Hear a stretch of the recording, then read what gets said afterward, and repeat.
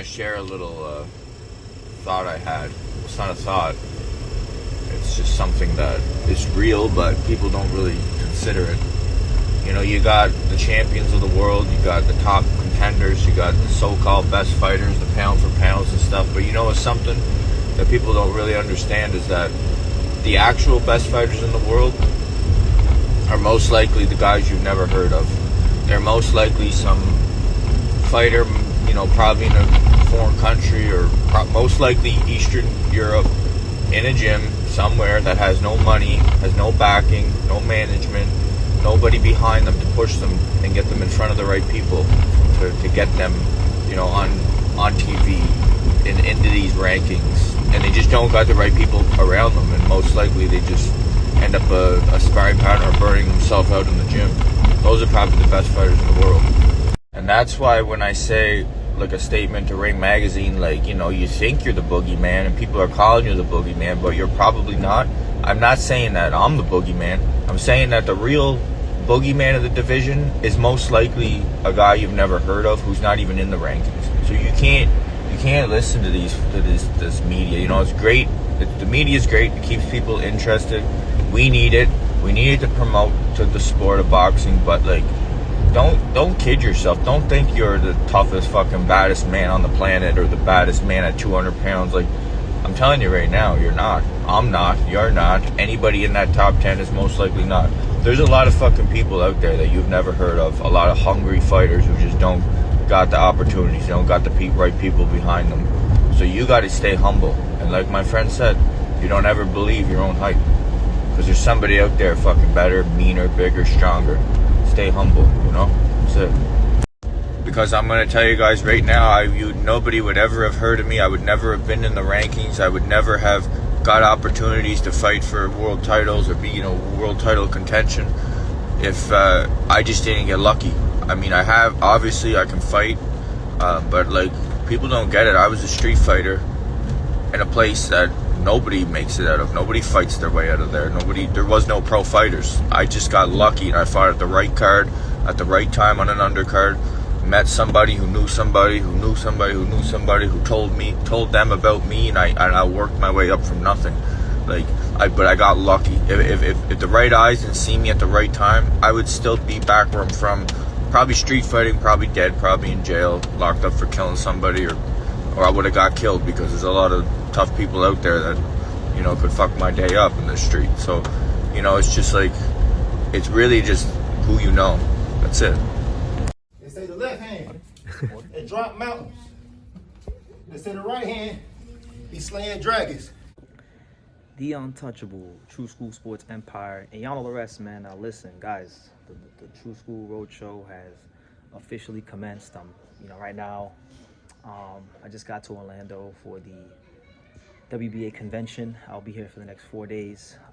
But right now it's like 1 in the morning, so chilling in this airport, killing time, getting videos done. So shout out to everybody out there. Thank you guys for supporting the channel. Listen, guys, one of the popular subjects on this channel has been Jai Opetaia, the cruiserweight division. Jai Opetaia trying to get those big blockbuster fights to really get to the next level in his career, right? And a lot of people are buying into the narrative that Jai Opetaia is a boogeyman, that Jai Opetaia is a guy that the top guys don't want to fight. And to some extent that's true, I think, but fellow cruiserweight contender Ryan Rozicki, one of the baddest men on the planet. You know, maybe Ryan Rozicki doesn't have the big names, but if you watch them fight, you know, that's one of the toughest, most brutal savages we have in our sport.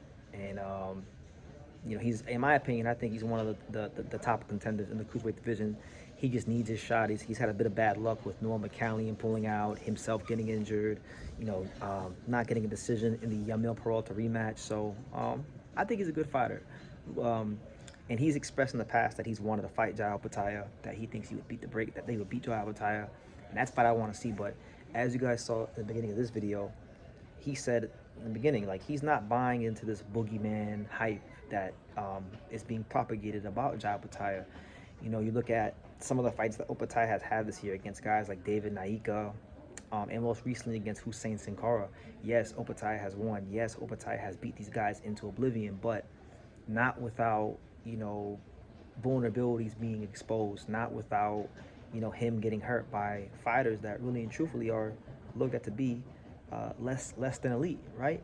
So he's telling them, look, don't believe your own press clippings, don't believe your own hype. You know, you think you're the baddest man in the world, but he's kind of saying some of the things that I say here on this channel, which is the fact that, you know, there's a lot of really dangerous fighters out there that don't have the right opportunities, that don't have the right management or representation or those kind of things. And, you know, however bad you think you are, there's always somebody badder than you. So he's pretty much saying, look, like, you're going to go out here and you're going to believe in your own hype and you're going to get knocked out and lose to somebody you're not supposed to lose to. And, you know, I've talked a lot about Opetaia versus Jai Benavidez. I've talked a lot about Opetaia versus, you know, Zoldo Ramirez. But I'll tell you like this, man. One of the fights that maybe gets overlooked, potentially, is actually Jai Opetaia versus Ryan Rozicki. That's a great fight. That's an amazing fight. You know, Ryan Rozicki, I don't even think he really cares about being champion. He said it himself. I just care about being a savage. You know, he reads a lot of books about Jack Dempsey, and you know, he has the mindset and the philosophies on boxing of guys from the 20s and the 30s and things like that. So really, when it gets down to it, you know, Ryan Rozicki just wants to beat you up. He's one of those guys. You know, the belt is cool, the glory is cool, but he really wants to beat you up. And you know, he's known as a brawler. He's known as a guy that loves to fight, but he has shown when it's been needed. Like when he fought Yamil Peralta, who's a good slick boxer in his own right, he showed the ability to actually outbox a boxer.